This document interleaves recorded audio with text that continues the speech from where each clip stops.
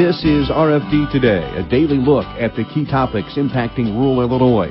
If you live in Illinois, we examine the issues impacting you, your income, and your community. Here's your host for today's program, DeLaw Shonke. Hey, good Friday to you, Illinois. Thanks for joining us for this adventure in broadcasting on the 7th of June.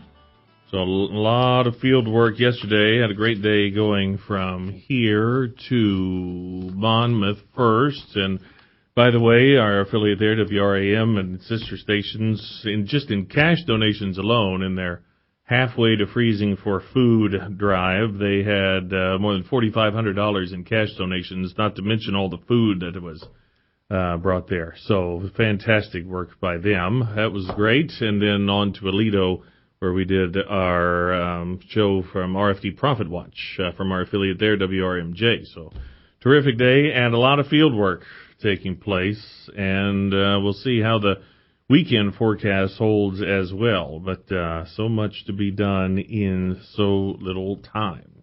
On the program today, Mike Doherty, senior economist at the Illinois Farm Bureau. We'll talk about a whole bunch of things, jobs, reports.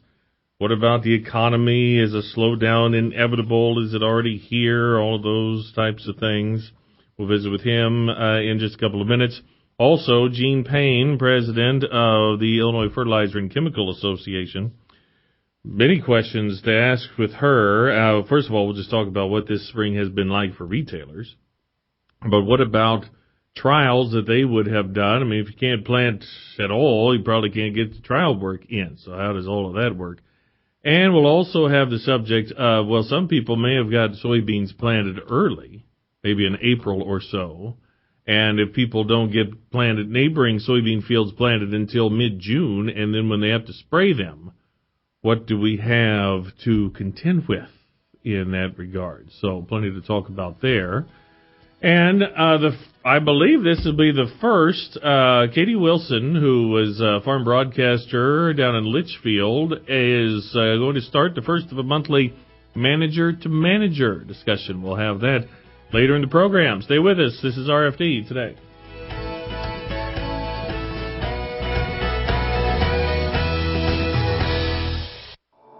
It's a bully, but we aren't afraid of a fight. It's elusive, but our focus never fades. It's deadly, but we were born to defeat cancer. You may not have heard of us, but our work has helped millions impacted by cancer. We are the Leukemia and Lymphoma Society. We are leaders in advancing breakthroughs in immunotherapy, genomics, and personalized medicine. This research saves lives. After 65 years of fighting blood cancers, we've arrived at a game-changing belief. The cures for cancer are in our blood. The drugs and treatments we've developed for blood cancers have helped people affected by many different types of cancers. We are the Leukemia and Lymphoma Society. Beating cancer is in our blood. Learn more at lls.org. Farm, family, food. Those three words best describe Illinois Farm Bureau. Farm. For 100 years, Farm Bureau in Illinois has represented and served the men and women who make Illinois one of the top food-producing states. Family. At the heart of rural Illinois are traditional farm families who work together through Illinois Farm Bureau. And food. Farm Bureau families are proud to grow the healthy food they provide their families and yours. Farm, family, food. The heart of Farm Bureau in Illinois. Hi, this is Sabrina Hardy, RFD Business Manager. I want to thank you for listening to the RFD Radio Network, the #1 ag radio network in Illinois. Did you know RFD Radio Network's programming is being broadcast by Rita Frazier and DeLaw Shonke with a combined 50 years of broadcasting experience? Join us daily. If you have any questions, email me at chardy@ilfb.org.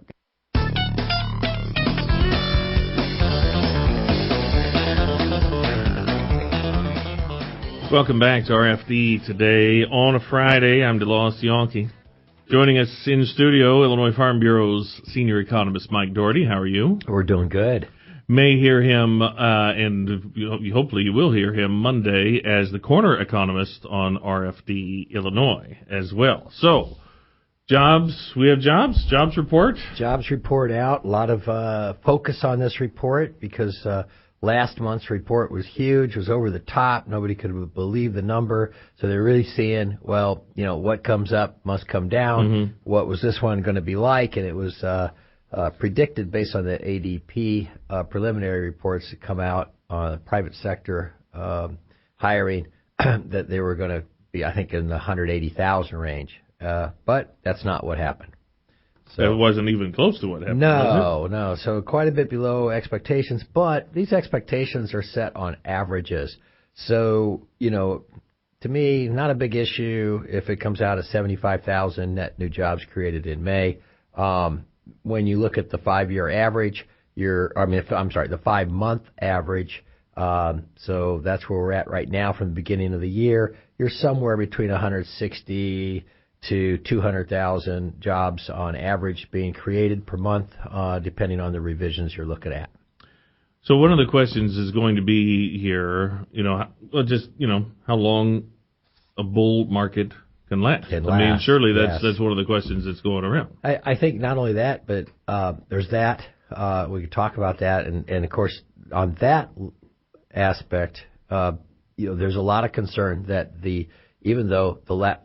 so today reports came out that the first quarter did very, very well for the U.S. economy, 3.4% GDP growth. So those are look like pretty firm figures, and that's a big number. We were 2.2% in the last quarter of last year. So looking pretty good there, especially over a winter quarter. The concern is over this quarter, DeLoss. April and May, June, a lot of focus is going to be on how June performs. The expectation is that it's going to be weak, that the tariffs and the uncertainty, more of the uncertainty of the future of the U.S. economy in a trade war, is starting to weigh on the economy. And we're seeing this in the manufacturers index. It fell to a pretty low level, so that's sort of a predictor. Also, I believe today the 10-year Treasury bond yields fell on the news of the job report. So, right now things are probably okay. But if you look at those future indicators, they would say, it's certainly looking like the probability of recession has increased. And, of course, the response there is then what will the Feds do on interest rates if that's the case? Right. J.P. Morgan cut its estimates from 2.25% to 1%. That's for GDP growth. The question is, okay, how much of that is predictions and how much of that is self-fulfilling prophecy? Yeah, I think that they would have a reason for those sort of predictions. Sure, they go over those with teams of people, and some part of that has been driven by the slowdown in manufacturing. But the question continues that we have talked about for so long. I still remember in high school where, my teacher said that it's virtually impossible for the unemployment rate to be less than 4%.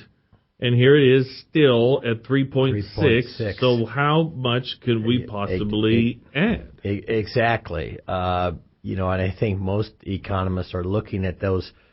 When they see a number like 75,000 jobs created and you start talking about why was it not higher? It's because the unemployment rate is so low. Not only that, but the bigger news is, and it's sort of been a sneaking number that has not been widely reported, but the underemployment rate, there's several different ways you can measure underemployment. You're really talking about people who are working part-time jobs that would like to work full-time. But when you get into that part-time job market numbers and those looking to work full-time, that unemployment number is phenomenally low. I've seen, depending on which kind of index you're looking at it, I've seen estimates as low as 3.5%, which is almost unheard of. So that is more telling to a lot of economists, labor economists, of how tight the labor market is, that even in the part-time job market, the unemployment rate is low. The hourly wages for private sector workers was still up 3% in the past year. Right, but that's on an average. Okay. So the wage growth from April to May was only 0.2%. Now, that's just a 1-month increase, so you have to annualize that. So that was a slowdown in the wage growth. But so far, the average increase over the last 5 months for this year has been pretty good, like you say, over 3%. And kind of depends on, we have a much bigger piece that isn't measured anymore, or it can't be measured, but has been growing, which is benefits. So have benefits gone up or down? We don't know. But we'll see whether, you would expect with such low unemployment, 3.6%, you're looking at a very low very low underemployment rate for that part-time job market. You would expect at least a 3% year-over-year wage growth, and with 2% on inflation rate, core inflation is at 2%, so that's really not doing too bad if it is maintained. Thinking about what this means, it's summertime. What does this mean for teenagers? He's now a teenager, but unfortunately, he can't get a job yet. But if unemployment is that low, just what jobs are even available for, what you think of the traditional summer jobs are taken by full-time employees much older than they are in a lot of cases. Yeah, it's been interesting looking at the number of people, like how to what extent people are really looking for work for those summer jobs. On the job sites. All right, we'll talk also, especially from an ag perspective, but a couple of different studies, some coming from Creighton University, about trade and tariff impacts on the farm economy as well. Stay tuned. Mike Doherty in studio on RFD today. Farm Week and Partners Magazine editor Chris Anderson connects rural routes for you. Chris shares her 4 decades of writing expertise by making sure each edition delivers the best information. Here's a bit about her rural roots. I was raised on a farm in Champaign County growing corn, soybeans, popcorn, pumpkins, and poultry. My top priority is to inform, educate, and even entertain Farm Bureau members. Be it routes or roots, RFD Radio, FarmWeekNow.com, and Farm Week keep you connected. As you prepare for planting season, remember your neighbors. Whether you're an applicator, grower, or beekeeper, use FieldWatch to register your farm and monitor for sensitive sites around you. FieldWatch is a free, easy-to-use online mapping tool. Consulting FieldWatch is now a requirement for the over-the-top use dicamba products. Communicating with your neighbors will help you protect your farm and the environment. Don't wait. Go online to fieldwatch.com. Growing agriculture, we grow best together. You're going to need me. You're going to need us. All of us. You're going to need our technical skills, our math, our engineering skills. You're going to need our help with your water, your air, your food. You're going to need our organizational skills, our problem-solving skills. You're going to need our determination, our honesty, our compassion. You're going to need the next generation of leaders to face the challenges the future will bring. And we promise we'll be there when you need us. Today, 4-H is growing the next generation of leaders. Support us at 4h.org.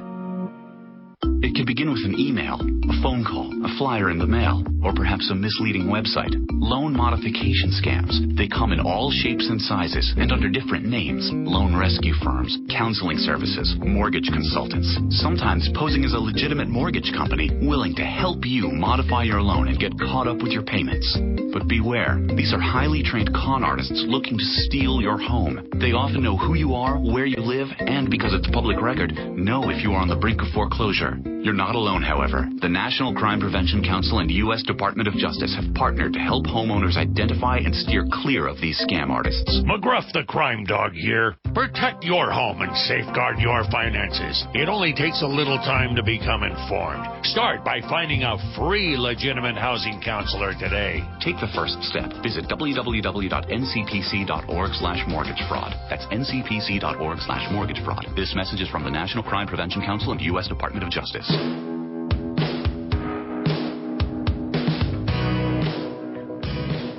Welcome back to RFD Today on Friday. I'm DeLoss Yonke with Mike Doherty, senior economist at Illinois Farm Bureau. Creighton University, and you've mentioned Ernie Goss before as well, but some interesting, so this is a business conditions index and talking about some trade war issues. So it's the same university Ernie Goss is at, and there's two different indexes they put out. Ernie Goss puts out one called the Rural Main Street Index. It comes out the third week of the month. It came out May 24th. But the other one is also from Creighton, which is their Mid-America Business Conditions Index. So that's west of us, but pretty indicative of downstate Illinois economy, because west of us, the economy start looking like downstate Illinois because you've removed Chicago from the picture. So a good indicator kind of what's happening. Kind of Illinois minus Chicago equals Iowa, you might say, right? So we go further south. They don't have a watermelon and tobacco crop in the southern part of Iowa like we do in Illinois. But they in that Mid-America Business Conditions, they said that 1 in 8 manufacturers have reported switching suppliers to avoid tariffs that have been impacting on their supply chain, and that 2/3 of manufacturers have indicated that this trade war is making it more difficult to purchase from overseas. So let's see if there are consequences from this then. So if I'm surmising that your supplier is from China, and so I'm trying to avoid the tariff by going somewhere else, then that somewhere else can just raise their asking price a little bit, just so long as it's not as bad as the tariff. Exactly. So there's a umbrella effect here. And in which everyone gets to raise their prices in line with the tariff. All you have to be is a little bit less than the tariff, and so you come out, competitive. So when people say, "Oh, well, you just find a American manufacturer for that," well, okay, you will transfer jobs back here. That's true, but you're going to increase the price. And when you increase the price up in some of these products, you'll find a 40% drop off in demand because of that increased price too. Well, you change the labor situation. Yes. And so that alone changes your spreadsheet, and so you have to charge more for it. Yeah, and like you said, I mean, you can raise, they will, anybody who's competing is going to raise the price to just underneath that tariff. So at that point, you're not paying tariffs, but you are. It's like a de facto tariff, right? Is that what you call it? Yes. So that gets over to the New York Federal Bank study, which was really a pretty amazing study. And, I know people out there are going to say, well, that's political or whatever. In this New York Federal Bank study, that is the lead bank within the system of 12, 14 federal banks across the United States. And it was authored by what they did is went back to a study that was published in 2018 in the National Bureau of Economic Research, which is very respected, and they updated this study from last year and looked at what happens, and then they modeled what would happen if we go ahead with these tariffs on Mexico, this new round of tariffs. But so it's really two parts to their update: what was true they found in 2018, what could be true starting next Monday. On the impacts. So getting around to kind of what we're talking about is they found a 1-to-1 pass-through of tariffs into prices, U.S. products. So it basically means it's a tax. It's just like paying a sales tax, essentially. One thing that we talked about a couple of weeks ago is the stickiness of prices. Yeah. So that even if the tariffs went away, yes, prices are still sticky. Probably, I would bet on it. Prices don't come right. Prices go up easier than they come down, and so you're going to have a long tail on this. And so there's another study out that's very interesting, or just more of an analysis, and it was in the Wall Street Journal last couple days, showing that with the new round of tariffs, that would roughly equal the 1973 oil crisis in the U.S. Wow. The oil crisis, which was when we were importing all our energy, virtually all our oil from the Middle East, and OPEC came in as a cartel and artificially raised prices and restricted supply, and oil prices went up. That set the table up for the United States going into a high inflation rate. By the end of that decade of the 70s, from 1973 to 1979, for the first time in a long time, the U.S. had an inflation rate that was double-digit. Gasoline prices were shooting up. Back then, everybody smoked, half the country smoked. Tobacco prices were going up. All these prices, even things that we did not import from the Middle East, all started snowballing because what you got into what they call cost push inflation or a supply constraint inflation. And that's the fear here, that we will end up replicating that kind of cost push inflation and get ourselves one or the other, either a built-in kind of inflationary cycle as people start, manufacturers, retailers start hiking prices in anticipation of tariff increases, or you get into what they call stagflation, in which you don't hike prices quite as much, but the economy slows down, people buy less, unemployment goes up. So under that scenario, and people really buy less. Yes, and possibly dropping by half. And so under that scenario, they were looking at a unemployment rate doubling from what it is now. By 2021. Okay. Yeah, over the next 2 years. But there's an election as that's going on at the same time, which is also. So now we get a whole political thing. The other thing about we've used the example of the appliance goes from $500 to $550. That means those $50 you're also paying more sales tax on that as well. So at 9% you're paying another $4.50, and you multiply that by a number of times. And kind of like an overhead that's going out. Yeah. Mike Doherty, senior economist at Illinois Farm Bureau. Thanks so much, sir. Enjoyed it. Thank you. Gene Payne, IFCA, Fertilizer and Chemical Association, will be up next on a Friday, RFD today. More farm news and information ahead. Stay tuned for more RFD Today, here on the Illinois Farm Bureau Radio Network. The Illinois economy runs on our homegrown agricultural products. Our dairy, beef, pork, corn, and soybeans grow the agricultural industry by nearly $20 billion each year. But we don't just grow Illinois, we grow North America. Canada and Mexico account for over $45 billion in U.S. agricultural exports, and they support more than 1 million American jobs. Exports to Canada and Mexico matter to everyone in the agriculture and food industries. A message from Illinois farmers and their checkoff programs. Attention, Illinois farmers. You won't want to miss this field day at SIU Carbondale University Farms. It's your chance to hear from industry experts about ongoing research and how it will benefit your farm. Join us on June 26th from 9 a.m. to 1 p.m. with free lunch included. This is a joint effort of the SIU College of Agricultural Sciences, Illinois Nutrient Research and Education Council, and Illinois Farm Bureau. You must pre-register at IllinoisNREC.org and click on upcoming events. Spring is here and things are buzzing. Farmers and pollinators are working together to help feed us. In fact, 1 out of every 3 bites of food we eat exists because of bees, butterflies, birds, bats, and other insects. Pollinators are important to our food system and the ecosystem overall. That's why farmers and those in the agricultural industry are working together to protect pollinators through education, research, and conservation efforts. Visit ILAGformonarchs.org to join the buzz. That's ILAGformonarchs.org.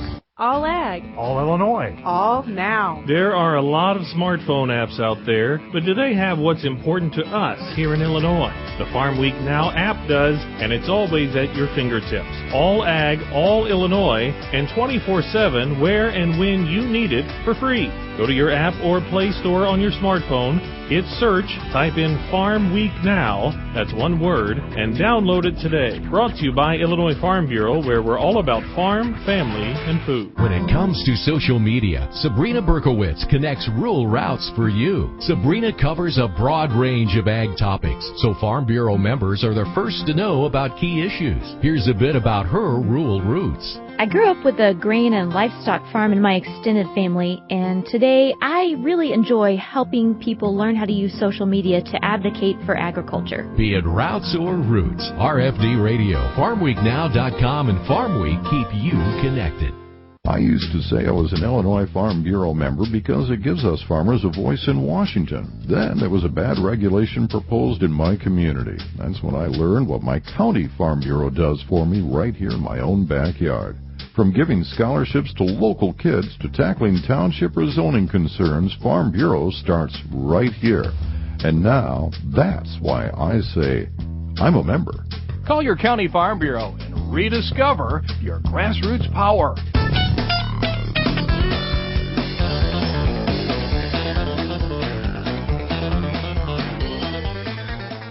Welcome back to RFD Today on a Friday. I'm DeLoss Yonke. Gene Payne is in studio, president of Illinois Fertilizer and Chemical Association. How are you? Good morning. Beautiful day. It certainly is, at least around here. A lot more opportunities for field work, even if it's not ideal. But surely the question at this point is just, okay, what do I have? Yeah. Whether that, if I got anything on in the fall or whatever it is, besides the seed, what do I have? I can't even do my prepositions right. What do I have to work with, with my soil right now? Right, so you're talking about fertility, I assume. Yes, okay. Yeah. Well, Dr. Nafziger at U of I put out a bulletin yesterday kind of assessing, where are we going to be with nitrogen needs, and with such a late planting season, guys that did get some fall ammonia on or early UAN and then got rained out of the field for a month. So he provides some pretty good guidance in there. And we don't have a lot of research on this because we haven't had years like this, right. Although we did do a lot of NREC research when it was wet, if everybody remembers June of 2015, where we got a ton of rain in June, and the crop, did need more nitrogen that year because of so much rain. But he really kind of cautions to sort of evaluate things and watch the color of that corn crop, because we do believe with the wet soils and the warm temperatures, we will have a good amount of soil mineralized nitrogen. And once the soils dry up and the roots get into a better situation with oxygen, you could see a good greening up. So he provides some advice on even where you could go out and hand apply a little bit of urea in part of your field if you're worried. See if it responds to it. If it does look better than the rest of the field in mid-June, then it's probably indicative that you do need some extra nitrogen, even if you might have gotten some stuff on in the fall or the spring. But he's kind of in caution, to not just assume that it's needed everywhere, because we often underestimate our soils. Sure. Well, and I wonder, now that the corn price has improved from compared to a month ago, how we don't want that to be, well, it looks like, with the corn price, I can put an extra 20 in there. I mean, how much is this eyeballing it? But we don't want to, there's always the case we don't want to put on too much or more than we need to. The interesting thing about this spring loss on nitrogen and water quality, probably, and cost, is that we had some high nitrates early in the year before we really had applied any fertilizer, and didn't have a good fall season either. So we really didn't think it is related to that. A lot of times we can't explain the nitrogen cycle when it comes to water quality, and can't always put your finger on what's going on. But I guess I would caution people that we had that early nitrogen spike in Lake Springfield. It's come down. Lake Decatur, Lake Vermilion, Lake Springfield are in really good shape right now. Haven't had to do any treatment, which is very good. So I think we always have to still be cognizant of decisions that we make still impact, water quality pretty much throughout the month of June until the corn really starts taking a hold. And if we have a lot of prevent plant acres, those soils are going to continue to produce nitrogen as well, which is why Dr. Hager kind of put out some thoughts about, would be good to do a cover crop on those to kind of hold things in place, soil and nutrients and weed suppression. Because a lot of people are wondering, okay, I haven't been able to get out and spray my fields. If I never get them planted, how am I going to control my weeds all summer long? Oh, my gosh. Yeah. Awful.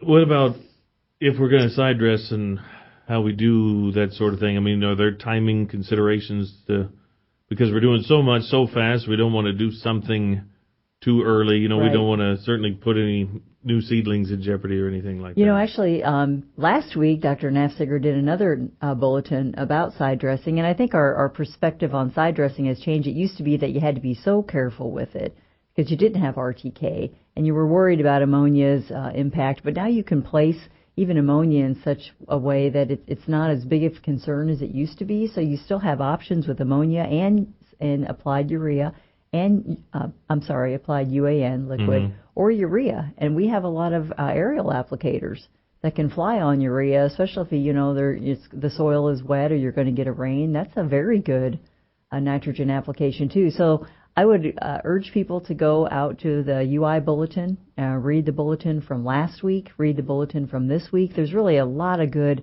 information there. I know people don't have a lot of time to read either, but just pick out the headings. Dr. Nafziger's good at putting things into nice big headings so you know what you're reading real quick. And I think there's great advice in there. And I think most of us in agriculture, with the corn in the ground and coming up and these nice sunshiny days, kind of feel like we might really rebound here. Yeah. And end up maybe at the end of June with the crop that thinks, wow, it looks pretty good out there. Yeah. I hope. I sure hope so. It is, you see more emerge and you think, oh, well, it's coming along, but we're still then you think, oh gosh, we're still at least a month behind. Right. What is that? What's that going to look like? Just a tough stretch. I mean, it's been a tough stretch for the farmers, and then a tough stretch. Yeah. I mean, the retailers surely are just running all over the place. They are. And, they always. I saw the Fertilizer Institute this week sent out a safety reminder, just reminding people. We work with a lot of equipment and anhydrous ammonia and chemicals, and it really just pays to try to be safe and thoughtful about what you're doing, because if you drop a mini bulk of chemicals off the back of the pickup truck, the rest of your afternoon is lost.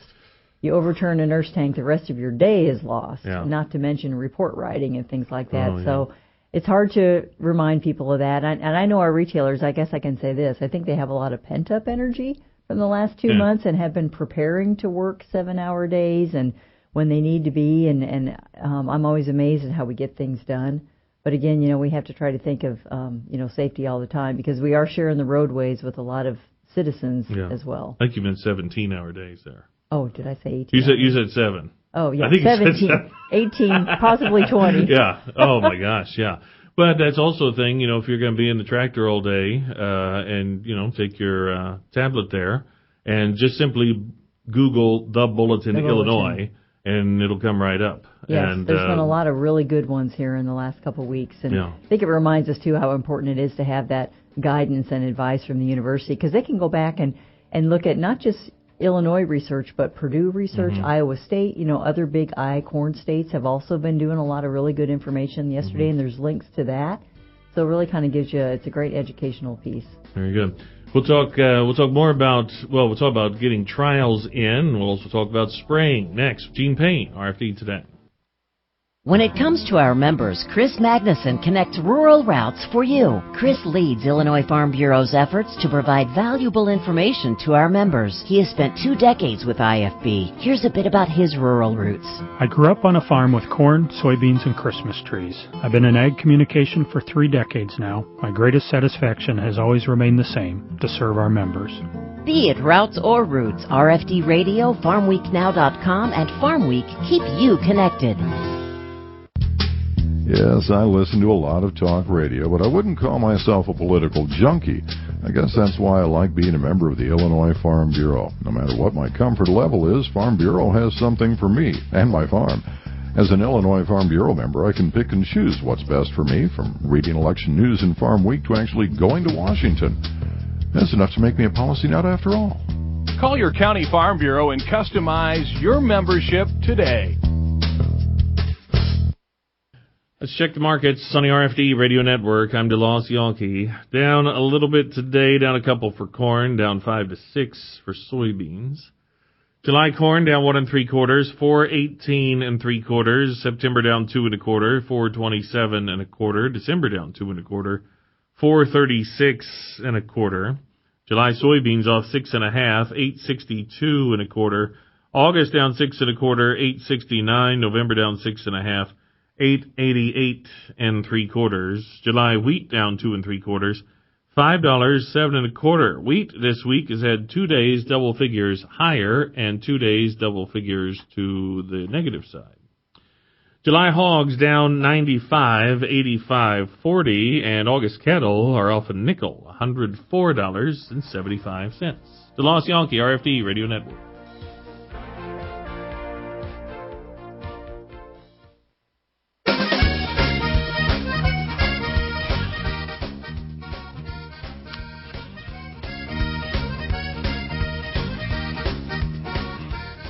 A lot of real estate companies like to claim they'll go the extra mile to help you buy or sell farm and recreational properties.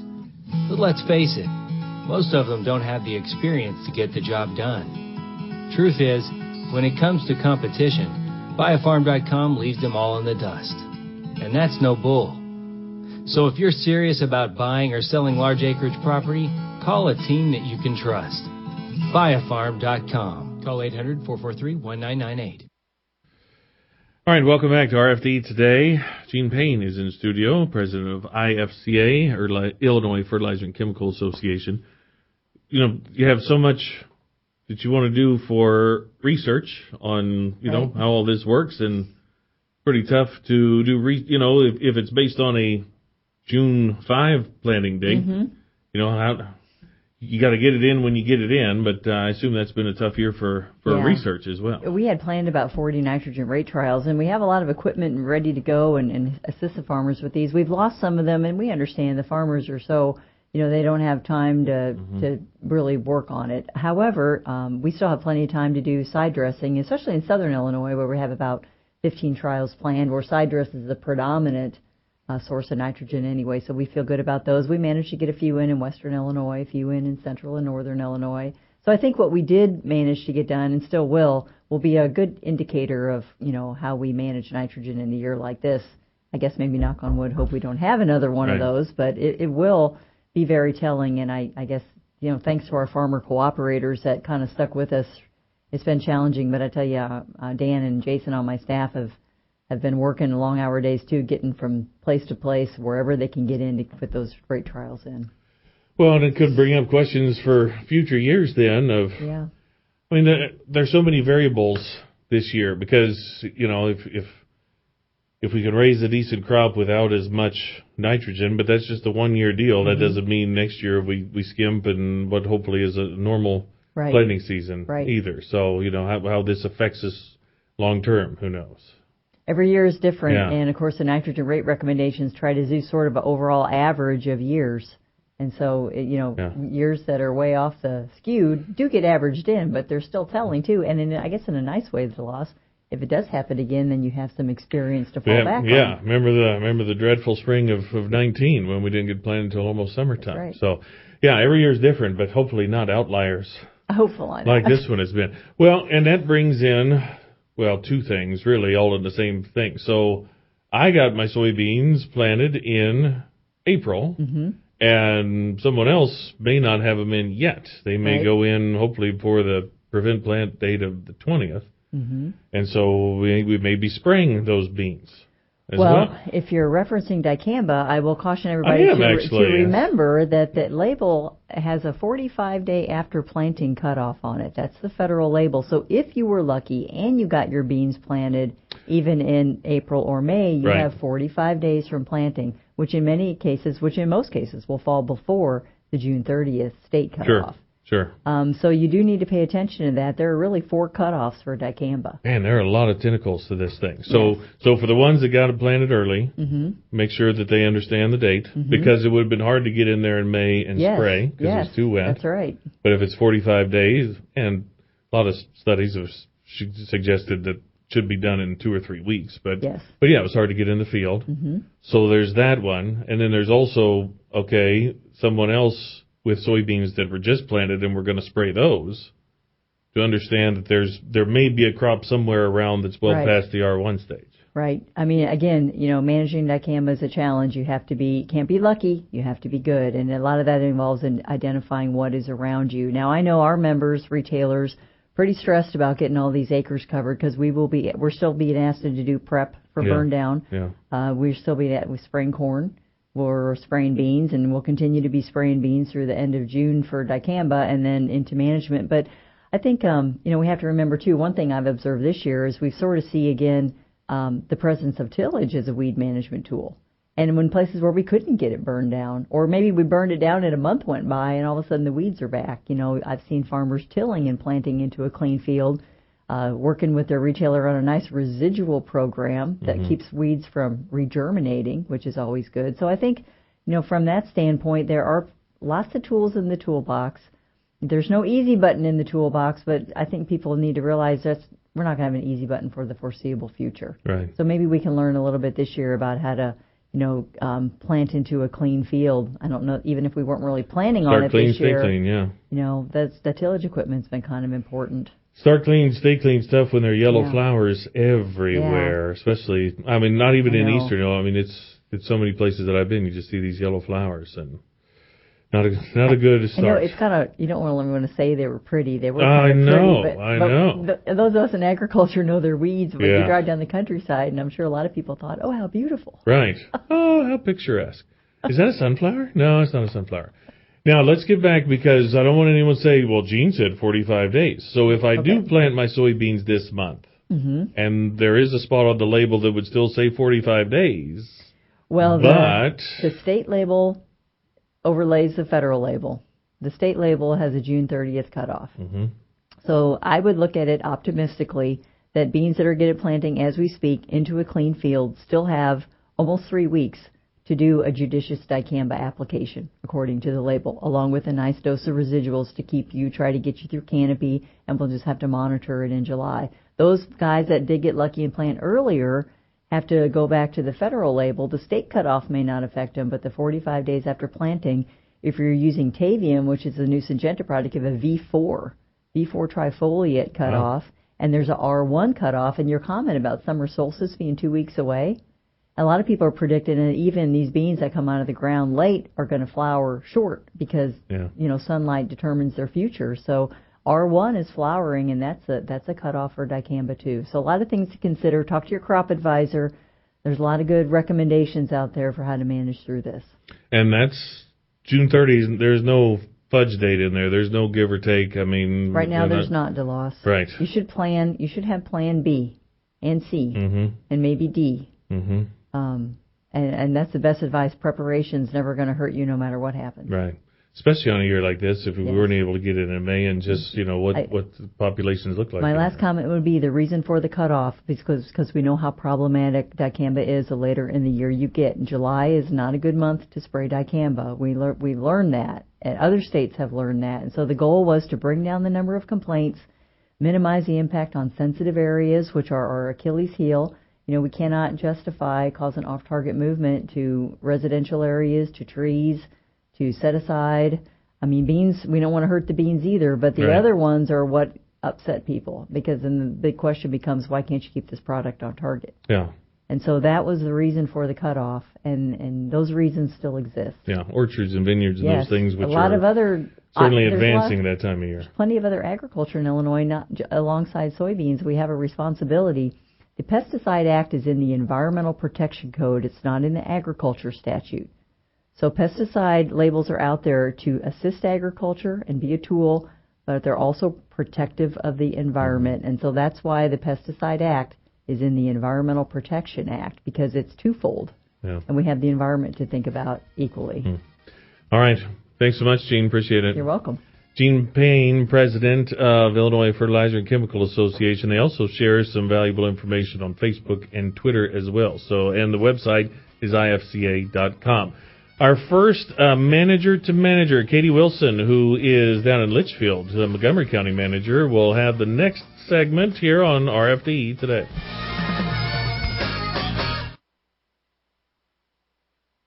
Here's your livestock summary on the RFD Radio Network. I'm Rita Frazier. Let's check in on the cash numbers this week in Illinois. Illinois direct hogs steady, 48 to a cash top of $54. Illinois direct cattle choice steers 113 to 116, dressed 118 to 188, and the choice heifers 112 to 116, dressed 183 to 186. At Walnut Livestock Auction this week, steers and heifers 115.75 to a top of 120. Let's look at the futures as we roll here on a Friday. June lean hogs up 17, 79.55. July down 87, 85.47. Live cattle June up 30, 107.90, and August up 20, 105. Feeder cattle August up 22, 139.50. Those are your numbers on the RFD Radio Network. How do people benefit from raising livestock here in Illinois? Rich Giebert, Illinois farmer, president of the Illinois Farm Bureau. Well, growing up on a livestock farm was always interesting, and I enjoy it more today than I did back then. But it did give me the opportunity to have a good work ethic, learn to get up in the morning. And that was difficult during my senior days at high school and college days. I had a tendency not to go to bed at a respectable hour. But no, it was always enjoyable on the farm and getting up before daybreak and milking the cows and getting the chores done and then go about the rest of the day's business. Illinois Farm Bureau, along with beef, corn, milk, pork, and soybean associations, make up the Livestock Development Group, supporting the Illinois livestock sector. For more information, check out illinoislivestock.org.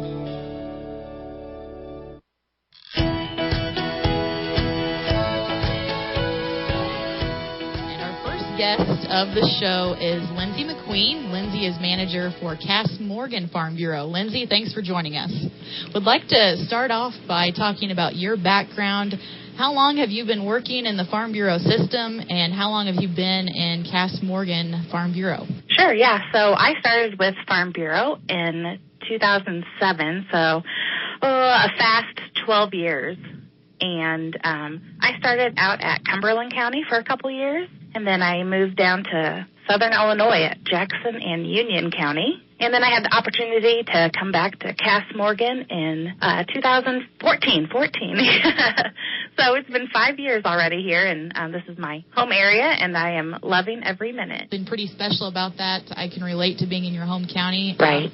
As I'm in mine, so pretty special to have that opportunity, right? It is, yeah. I enjoy, seeing familiar faces and helping farmers that, I've seen my whole life. Yeah. Lindsay, as you know, and as all managers know across the state, we are at the beginning of event season for the spring and summer months, and that means lots of things going on for county farm bureaus across the state. You're kicking off the start of your events for the summer in June, going to be working with some local teachers. Right. So for the first time, Cass Morgan is going to host a teacher workshop. So we're just trying a one-day, full-day workshop so teachers can get some clock hours and get some credits over the summer. We're doing that on June 14th, and we're going to have Kevin Doherty come from Illinois Farm Bureau, do some quick hands-on, fast-paced learning in the morning, which will be fun.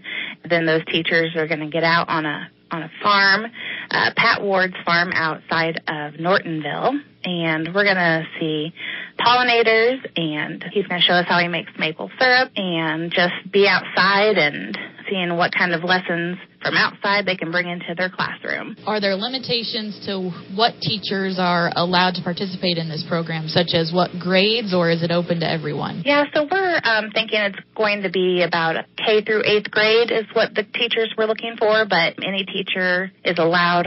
We're trying not to set a limitation right now to see the interest that we have in the area, and then hopefully we'll be able to do these more often. Sounds great. As far as signing up for this workshop, where should teachers do that, or who should they contact? Well, we have it through the ROE system, so it's online and should be at every school.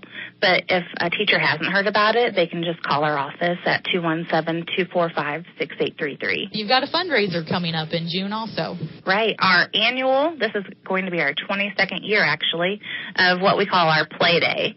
So it's our annual fundraiser for our foundation scholarships and Ag in the Classroom. Like it's called Play Day, we have a fun day of golfing and or trap shooting. So we do both events all day. It's just a really good time to hang out, and we'll bring in our scholarship recipients from the spring, and those students will introduce themselves and get acquainted with a lot of sponsors that help raise those funds that provide them scholarships. It's kind of interactive and always a great day. Good weather guaranteed. Yes, we hope. Any special instructions for signing up for those events?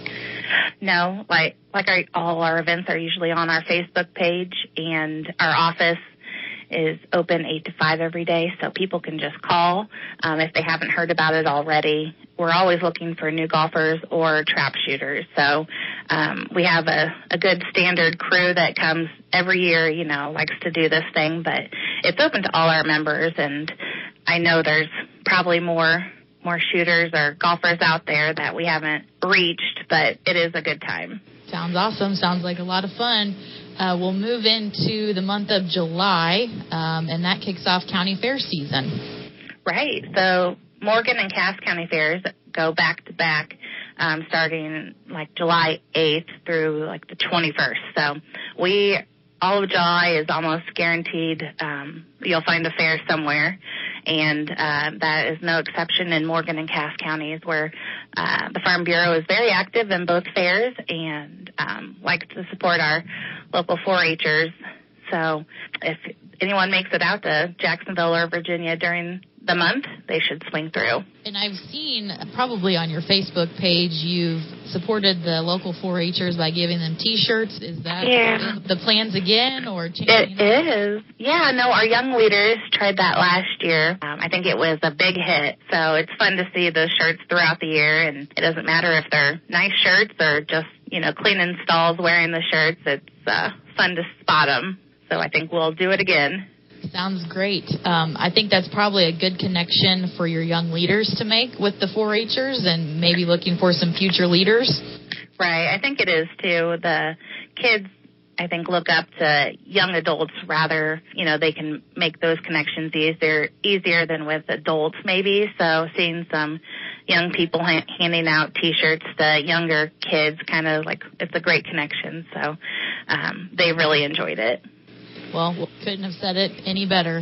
Thanks, Lindsay. We have covered a list of events coming up. A few things, yeah. Just a few in your counties this summer. Is there anything that we have missed or any final thoughts that you may have that you'd like to share with our listeners? Well, the only thing I was going to plug is my Young Leaders program, which is growing by leaps and bounds. And so if anyone would ever want to join, Young Leaders are 18 to 35 years old, and we meet the third Wednesday. We're pretty consistent here at the office. So anyone is welcome at any time. So welcome all. Sounds great. We've been visiting with Lindsay McQueen, Cass Morgan Farm Bureau Manager, for this first edition of the Illinois Farm Bureau Manager to Manager Report for the RFD Radio Network. I'm Katie Wilson.